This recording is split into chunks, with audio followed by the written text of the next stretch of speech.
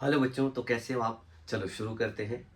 आज हम पढ़ने वाले हैं इक्यू पोटेंशियल सरफेस। तो इक्यू पोटेंशियल सरफेस क्या होता है? एक ऐसा सरफेस जिसके हर पॉइंट पे पोटेंशियल डिफरेंस जो है कांस्टेंट रहेगा, मतलब सेम रहेगा। अगर मैंने बोला एक सरफेस हमारे पास, सपोज करो एक सरफेस आपने लिया, ठीक है, इसके इस पॉइंट पे पोटेंशियल का वैल्यू v है, यहाँ पे भी v होगा, यहाँ पे भी v होगा, यहाँ पे भी v होगा, मतलब एवरी पॉइंट पे पोटेंशियल की वैल्यू सेम आनी चाहिए। समझ में आया क्या? तो याद रखना इक्यू पोटेंशियल सरफेस क्या होता है। It is a surface, it is a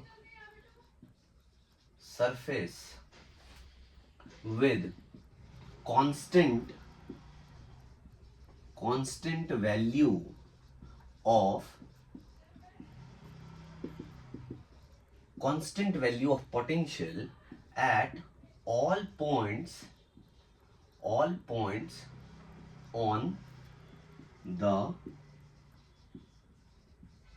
surface. ठीक है बच्चों, इस बात को बहुत इंपॉर्टेंटली याद रखना है कि एक ऐसा सरफेस जिसके हर पॉइंट पे पोटेंशियल की वैल्यू सेम होगी।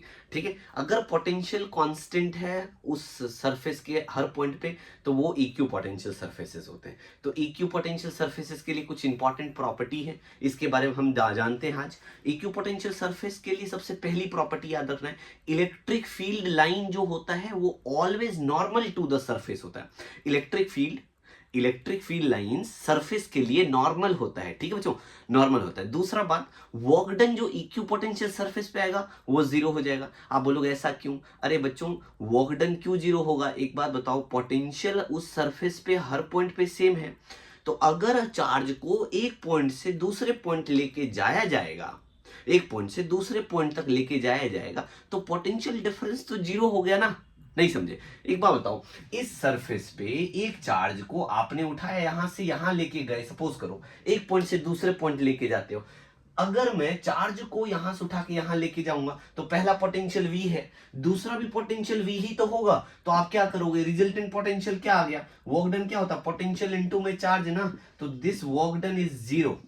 समझ में आया क्या? वर्क डन क्यों जीरो हो रहा है? समझ में आ रहा है? देखो ना, पोटेंशियल इनिशियल हो या फाइनल हो, आएगा तो सेम ही ना, इसीलिए वर्क डन क्या हो गया? जीरो हो गया। इस बात को बहुत इंपॉर्टेंटली याद रखेंगे। कई बार ऐसे क्वेश्चन दिख जाते हैं आपको, एक दो क्वेश्चन ऐसे दिखेंगे। आगे का पॉइंट जानते हैं। पहला हो गया, electric field is always normal to the surface. तो मैं लिख देता हूं पॉइंट्स को। प्रॉपर्टीज पहला क्या है? इलेक्ट्रिक फील्ड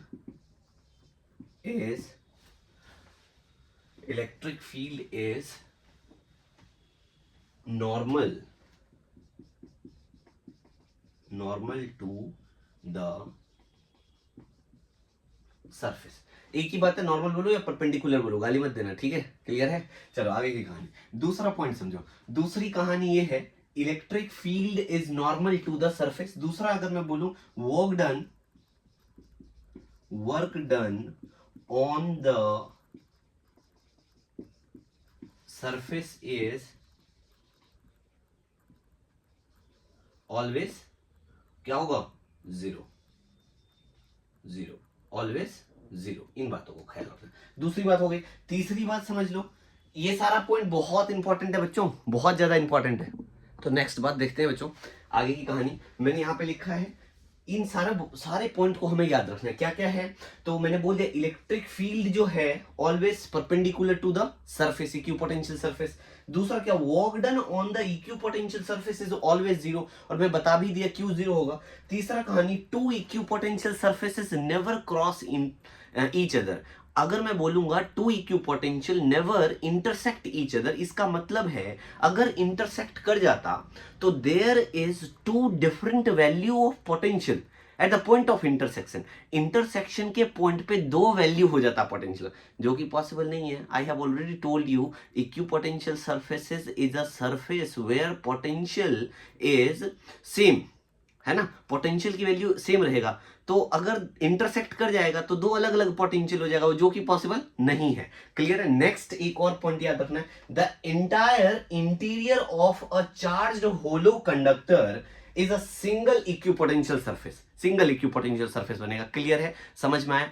अब आगे का रिलेशन देखेंगे। रिलेशन बिटवीन इक्विपोटेंशियल सरफेस के लिए हम पोटेंशियल और इलेक्ट्रिक फील्ड का रिलेशन जानेंगे। ठीक है बच्चों, तो इसको लिख लो। छाप लो जरा, ठीक है, हट गया मैं। चलो अब आगे बढ़े, लिख लिया आप लोगों ने, चलो जी ठीक है आगे बढ़ते हैं, देखते हैं आगे की कहानी को समझो क्या कह रहा हूं मैं। बहुत ही इंटरेस्टिंग चैप्टर है ये बच्चों, इक्यू पोटेंशियल सरफेस, और टॉपिक भी बहुत इंपॉर्टेंट है, ठीक है। अब हम जानेंगे रिलेशन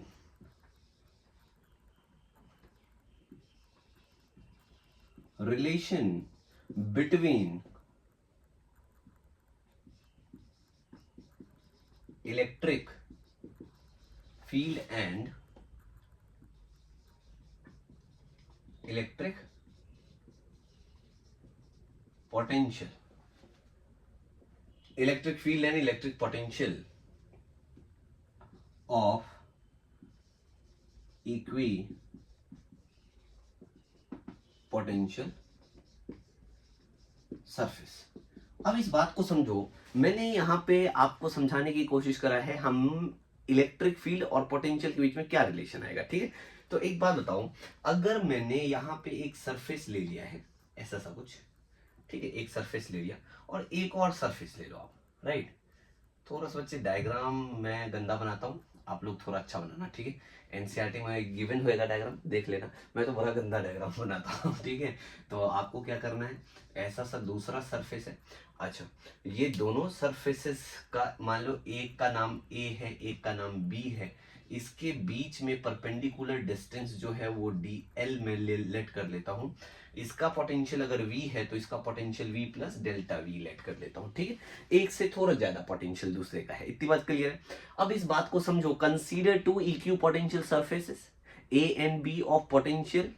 हमारे पास एक का पोटेंशियल अगर मान लो a है, इसको a कर लो, इसको a कर लो, इसको a करो, इसको b कर लो, ये पॉइंट p है, ठीक है बच्चों, इसको b करो, ये b सरफेस है। अब हमने क्या कंसीडर करा, सबसे पहले consider two equipotential, two equipotential surfaces A and B of potential V and V plus delta V, ठीक है। अब मैं क्या बोल रहा हूं, दो इक्यू पोटेंशियल सरफेस लेट कर दिया आपने, एक का पोटेंशियल अगर मैंने V लिया, दूसरे का potential V plus delta V है, ठीक है। अब इस बात को समझना है कि हमें क्या रिलेशन निकालना है इलेक्ट्रिक फील्ड का। अच्छा हो क्या रहा है, the distance between A and B and the distance between A and B perpendicular distance है बच्चा, ये भी याद रखना। The perpendicular distance between A and B is delta L। क्या ले रहा हूं मैं, डेल्टा L ले रहा हूं, कोई दिक्कत नहीं है। डेल्टा L मैंने इसको लिया है, क्या लिया बच्चों, डेल्टा L, कोई दिक्कत नहीं है ना। और हमें क्या करना है, हमें एक चार्ज को ना यहां से उठा के यहां लेके जाना है। When we bring a charge from point A to B, A से बी पे लेके जा रहे हैं, तो we are doing some work done, ये सुनो। अरे किसी चीज को उठा के लेके जाओगे कहीं, काम ही तो कर रहे हो। उस काम को करने के लिए जो हमारे पास पोटेंशियल लग रहा है उसी को हम कैलकुलेट करने वाले हैं और रिलेशन निकल आएगा। देखो जरा, तो हम क्या कर रहे हैं, क्या लिख रहे हैं, distance between the perpendicular distance between A and B is delta L, ठीक है। आगे we bring a charge from A to B, then the amount of work done ही तो निकालना है। क्या होगा देखो, एक बात बताओ, वर्क डन निकाल रहे हो तो वर्क डन को क्या लिखोगे आप, सबसे पहले इस बात को देखो, वर्क डन निकाल रहे हो तो ई है हमारे पास, क्या उसके लिए जो वर्क डन हम कर रहे हैं dw लिखूंगा, है ना, dw वर्क डन है। अच्छा dw जो वर्क डन है, इस बात को समझो जरा, हमें क्या निकालना है, v इंटू में q लिखता हूं मैं, ये सुनो, यही तो लिखूंगा, v इंटू में डेल्टा q लिख दो, यही तो है वर्क डन, यही तो होगा। लेकिन अगर उसको काम को किया जा रहा है तो पोटेंशियल कितना यूज हुआ है, उस काम को करने के लिए पोटेंशियल कितना यूज हुआ है। अगर मैं पोटेंशियल की बात करूं तो E इंटू में डेल्टा L लिख सकता हूं, है ना। वर्क डन को करने के लिए हमने जो पोटेंशियल यूज किया है, कितना किया है, ई इंटू में डेल्टा एल। बोलोगे कैसे आ गया ये? एक बात बताओ, इलेक्ट्रिक फील्ड बराबर में के क्यू अपॉन में आर स्क्वायर लिखता था, और अगर मैं E इक्वल्स टू, इसको मैं ऐसा भी लिख सकता हूँ के क्यू अपॉन में आर इंटू आर, वी को आर इंटू आर भी लिख सकता हूँ, ये सुनो। एक बात बताओ, के क्यू बाय आर ये वी ही तो होता है, इसको मैं वी नहीं बोल सकता क्या? E equals to V upon में आर आ गया, तो E इंटू आर बराबर में वी नहीं होगा क्या? नहीं समझ में आया बच्चों? इस बात को समझ में आया क्या? फिर से समझना इस बात को। देखो मैं क्या बोल रहा हूँ, मैं बोल रहा हूँ अगर आपके पास इलेक्ट्रिक फील्ड का फॉर्मूला लिखते हो के क्यू अपॉन में आर का स्क्वायर, तो इसको मैं के क्यू अपॉन में आर इंटू में 1/r भी तो लिख सकता हूं। समझ में आई इतनी बात? अच्छा एक बात बताओ, के क्यू बाय आर जो है ये वी ही तो है, वी है ना? अगर ये वी है, E equals to V upon में आर लिख सकता हूं, ये सुनो। अब एक बात बताओ, E इंटू आर बराबर में वी भी तो हो सकता है, ऐसा भी तो लिख सकता हूं। यही बात तो मैंने यहां पे लिखा है, E इंटू डेल्टा एल। आप पोटेंशियल कितना यूज कर रहे हो, यहां से चार्ज को यहां तक उठा के लेके जा रहे हो इलेक्ट्रिक फील्ड में, तो हमें मालूम है कि पोटेंशियल सरफेस के लिए परपेंडिकुलर डायरेक्शन, इसीलिए तो हम कर रहे हैं। तो अब इस बात को समझो, E इंटू में डी एल का वैल्यू क्या हो जाएगा? पोटेंशियल का डिफरेंसेस क्या है हमारे पास? V माइनस में V प्लस डेल्टा V, यही आएगा, कोई दिक्कत नहीं है। अब इसको सॉल्व कर लो, E इंटू में delta L equals to V minus V minus में डेल्टा V, ऐसा लिख सकता हूं बच्चों। इतनी बात समझ में आया क्या? इतनी बात समझ में आ गया? अब देखो जरा, इसको इरेज कर देता हूं, है ना, ये हमारे काम का नहीं है। अच्छा, हम वैसे तो अमाउंट ऑफ वर्क डन कर रहे थे, ऐसा लिख सकता था मैं, क्यों आप इसको चेंज इन चार्ज नहीं लिखोगे, इसको ऐसा लिखना, D W must be equals to V को डीवी इंटू क्यू कर देना, है ना, क्यू इंटू में डीवी लिख देना, पोटेंशियल का चेंज हो रहा होगा। और वैसे वर्क डन के लिए हम पोटेंशियल को यूज कर रहे हैं, है ना, तो इस केस में अगर मैं E इंटू में डी एल का वैल्यू निकालूंगा, तो V से V तो कैंसिल हो जाएगा, ये सुनो, V से V कैंसिल हो गया, ये बात समझो, V से V कैंसिल हो गया।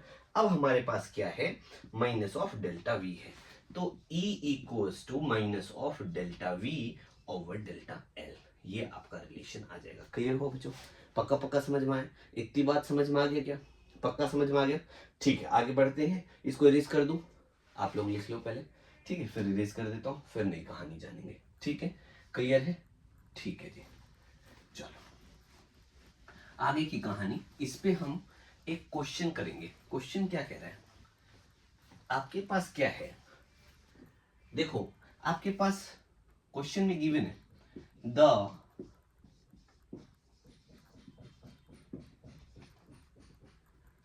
Potential V equals to 3x square I plus 2x, नहीं ऐसा करो 2y ले लो, 2y j, और प्लस में ऐसा करो ZQ k ले लो, ऐसा गिवन है, ठीक है? उसने क्या बोला, the potential V equals to this, ठीक है, ये पोटेंशियल का वैल्यू है। इसमें कह रहा है the potential V equals to this, find the electric field along x, y and z axis. अब देखो हमें बस क्या गिवन है, एक पोटेंशियल का वैल्यू ऐसे गिवन है एक्स वाई जेड के अलोंग, है ना, हमें क्या बोला, इलेक्ट्रिक फील्ड फाइंड करना है, राइट?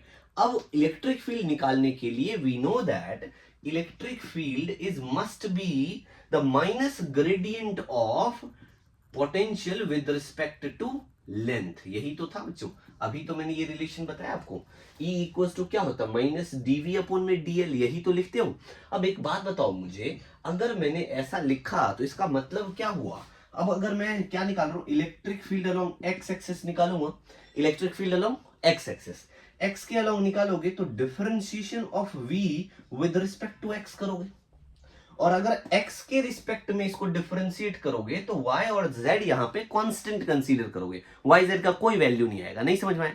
अरे y और z जो है कांस्टेंट रहेगा, ठीक है, हमें सिर्फ x को वेरिएबल मानना है, x को वेरिएबल मानो। अब एक बात बताओ, e x, और ये नेगेटिव में होना चाहिए, e x बराबर में क्या आ जाएगा बच्चों, 3 तो बाहर आ गया। अच्छा एक्स स्क्वायर का डिफरेंशिएशन क्या होता है, 2x हो जाएगा। मालूम है ना, पावर नीचे एक पावर कम, एक्स स्क्वायर है तो 2 नीचे आ जाएगा और 2 माइनस 1 हो जाएगा पावर में, तो 2x की पावर 1 आ गया। अब ये आई कैप आ गया। अलोंग एक्स एक्सिस तो इतना ही आएगा, y 0 है, z 0 है। Electric field along X axis अगर मैं निकालूंगा तो 6xi ही तो आएगा, क्लियर है। लेकिन माइनस का आएगा, पूछो माइनस का क्यों आएगा, आप पूछो ना माइनस का क्यों आएगा, समझ में आए, क्योंकि E equals to minus D V upon D L लिखते हो ना आप, नेगेटिव में आना चाहिए, इसीलिए माइनस में लिखेंगे इसको, क्लियर है, माइनस में आएगा। दूसरा E ऑफ y निकालो, सिमिलरली E ऑफ y कितना आएगा, E ऑफ y निकालूंगा तो माइनस में x का डिफरेंशिएशन 0, अरे z का डिफरेंशिएशन 0, सब छोड़ दो, 2y का है तो 2 तो बाहर आ जाएगा, y का differentiation with respect to y कर रहे हो ना, तो कितना आएगा, 1 ही आएगा। अरे y का पावर 1 है ना, 1 नीचे हो और पावर माइनस 1 होता है तो 1 माइनस 1 करोगे 0 हो गया। किसी भी चीज का पावर अगर 0 है उसका वैल्यू कितना होगा, 1 होगा, तो हमारे पास -2j आ गया, क्लियर हो। सिमिलरली अगर मैं z के अलोंग निकालूंगा, Ez नेगेटिव ऑफ z की पावर 3 है, पहचानो इधर देखो, z की पावर 3 है तो 3 नीचे और एक पावर कम हो जाएगा, तो z की पावर जो 3 है वो नीचे आ गया और 3 माइनस 1 करोगे कितना आ जाएगा, 2 आ जाएगा। तो क्या आ गया भाई, ये आ जाएगा हमारे पास 3z का स्क्वायर और k, क्या क्लियर हुआ बच्चों। तो इलेक्ट्रिक फील्ड जो टोटल आएगा वो E of X I cap plus में E of Y J cap plus में E of Z K cap आएगा। अच्छा माइनस का साइन बाहर ले लो तो ये क्या आ गया, 6xi कैप प्लस में क्या आएगा, 2 ऑफ जे कैप प्लस में 3 ऑफ z की पावर 2k कैप, ऐसा ही तो आएगा बच्चों। ये इलेक्ट्रिक फील्ड आ गया। टोटल क्वेश्चन समझ में आया, क्वेश्चन समझ में आया बच्चों, इतना लिखो फिर आगे की कहानी करेंगे। इतनी बातें समझ में आ गई, ठीक है, चलो नेक्स्ट कहानी समझते हैं। नेक्स्ट कहानी समझने, चलो अब आगे की कहानी समझते हैं।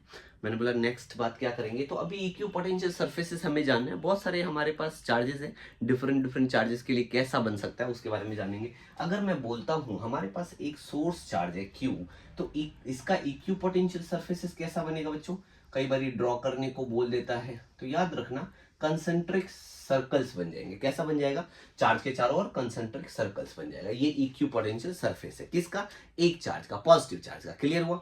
अब आगे की कहानी, अगर मैं बोलूं इक्यू पोटेंशियल सरफेस, पहला हो गया of a source charge, equipotential surface, equi potential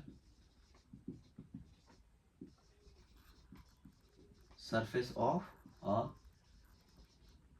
source charge, ठीक है। दूसरी कहानी समझते हैं, equipotential surface, equi potential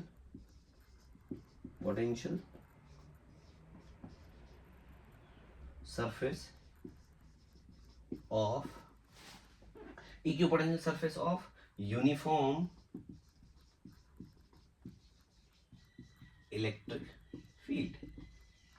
अब देखो अगर मैं बोलूं यूनिफॉर्म इलेक्ट्रिक फील्ड है, कैसा है, इलेक्ट्रिक फील्ड यूनिफॉर्म है, तो ऑब्वियसली आपको मालूम है इलेक्ट्रिक फील्ड कुछ ऐसा सा होगा, यूनिफॉर्म इलेक्ट्रिक फील्ड है ना, ऐसा सा हम बनाएंगे। तो इसके लिए इक्यू पोटेंशियल सरफेस कैसा होता है बच्चों, तो याद रखना प्लेन शीट हो जाएगा। इसके लिए इक्यू पोटेंशियल सरफेस कैसा होगा, प्लेन शीट हो जाएगा, कुछ ऐसा सा। आप लोग थोड़ा अच्छा डायग्राम बनाना, है ना, मैं थोड़ा डायग्राम बच्चों गंदा हूँ, आप लोग थोड़ा ट्राई करेंगे अच्छा डायग्राम बनाने का, ठीक है। अब इस बात को समझते हैं, हमारे पास कुछ ऐसा सा प्लेन शीट बना देना, ठीक है। तो equipotential surface of a uniform electric field, ऐसा प्लेन शीट हो जाएगा। ये हमारा इक्यू पोटेंशियल सरफेस है, ये जो शीट दिखाई दे रहा है प्लेन शीट। और अगर हमारे पास एक सिंगल चार्ज है उसके लिए कंसेंट्रिक शेल बनाएंगे, मतलब ऐसा सर्कल जैसा, ठीक है, कंसेंट्रिक सर्कल्स बन जाएगा। अगर अब मैं बोलूं आपको एक पॉजिटिव और नेगेटिव चार्ज है, उसके लिए बना के दिखाओ, दोनों साथ साथ रखा है और आपसे वो उन्होंने पूछ दिया तो कैसा होगा, इसको इरेज करो, इसको इरेज करो। नेक्स्ट कहानी, अभी तो शुरुआत है बच्चों, मजा आने वाला है आपको।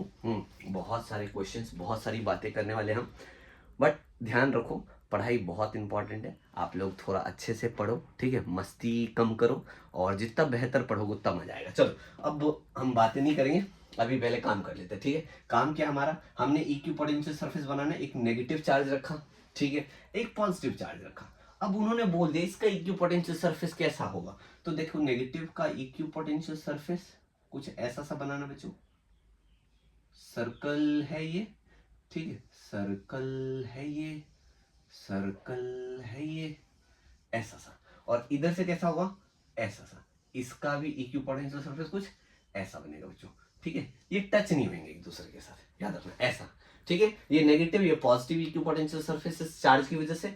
अगर मैं दो पॉजिटिव चार्ज लेता हूं, कैसा पॉजिटिव चार्ज है, अगर इसका इक्विपोटेंशियल सरफेसेस आप बनाओगे तो ये क्या हो जाएगा पता है बच्चों, सो सॉरी, देख रहे हो मैं डायग्राम बहुत गंदा बनाता हूँ बच्चों, ठीक है, जो फिजिक्स वाले टीचर होते हैं ना वो फ्री बॉडी डायग्राम बहुत अच्छा बनाते हैं, समझ आया क्या बच्चों आगे कहानी समझो जरा इस बात को, ठीक है, इक्विपोटेंशियल सरफेस कुछ ऐसा सा हो जाएगा, है ना, और ऐसा सा, अगर दो पॉजिटिव चार्ज होगा तो इक्विपोटेंशियल सरफेस ऐसा बनेगा, क्लियर है, पक्का समझ में आ गया, ये एक नेगेटिव एक पॉजिटिव था तो थोड़ा सा दूर बनाएंगे दोनों का हटता हुआ, और पॉजिटिव पॉजिटिव चार्ज होगा, इक्विपोटेंशियल सरफेस दोनों का कैसा होगा, क्लोज होगा। आप बोलोगे कि इलेक्ट्रिक फील्ड में तो सर हमने देखा कि जो फील्ड लाइंस था वो पॉजिटिव से निकल रहा है नेगेटिव में जा रहा है, इसमें आपने दूर बनाया, बच्चे इक्विपोटेंशियल सरफेस है, दोनों सरफेसेस की वजह से पोटेंशियल का डिफरेंसेस की वजह से हम निकाल रहे हैं ना, और ऑब्वियसली पोटेंशियल इक्विपोटेंशियल सरफेस एक सरफेस का जितना होगा दूसरे का अलग होगा उससे, लेकिन एक का कांस्टेंट रहेगा हर पॉइंट पे, इसीलिए इक्विपोटेंशियल सरफेस ऐसा ही बनेगा, क्लियर है, समझ में आया, आगे बढ़ जाए, चलो आगे की कहानी, तो नेक्स्ट कॉन्सेप्ट को देखते हैं। कॉन्सेप्ट हमारे पास potential energy of a system of charge. अगर मैं एक सिस्टम ऑफ चार्ज के लिए पोटेंशियल एनर्जी फाइंड करूंगा, क्या निकाल रहा हूं, पोटेंशियल एनर्जी निकाल रहा हूं, जरा समझना इस बात को बच्चों, हमने क्या करा, हमने कंसीडर कर लिया दो चार्ज, ठीक है, इनिशियली मान लो दो चार्ज हमने कंसीडर कर लिया eight position vector r1 and r2, दो पोजीशन वेक्टर r1 r2 पे हमने चार्ज को कंसीडर कर लिया। सपोज करो पहला जो चार्ज को लेके आ रहे होंगे इन्फिनिटी से, चलो मैं लिख देता हूं पहले फिर समझते हैं, consider a system of two charges q1 and q2 are consider a system of two charges q1 and q2 with position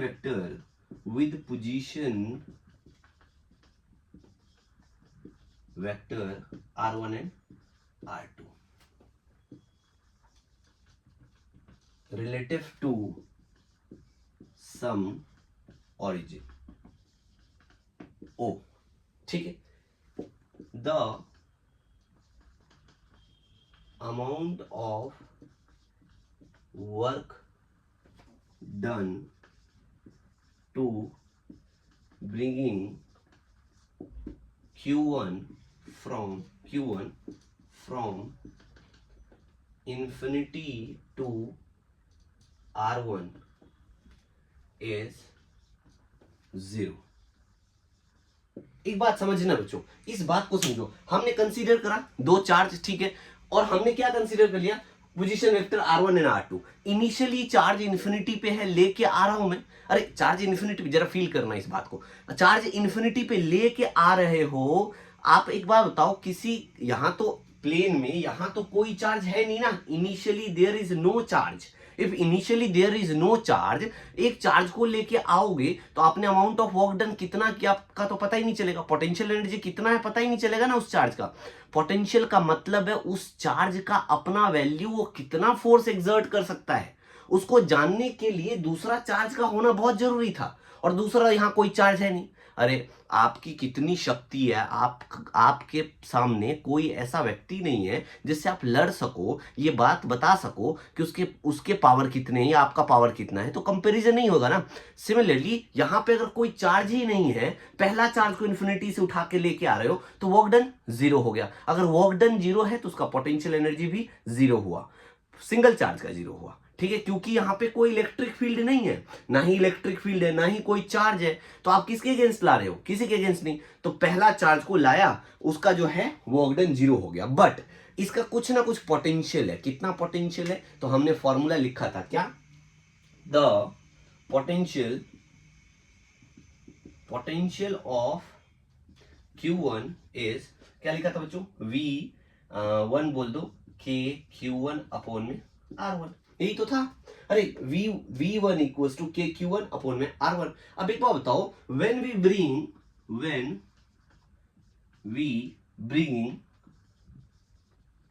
bringing Q2 at position R2, then the amount of work done कितना होगा? एक बात बताओ, work done का value क्या होता है? W equals to V into में Q2। किसको लेके आ रहा हूं?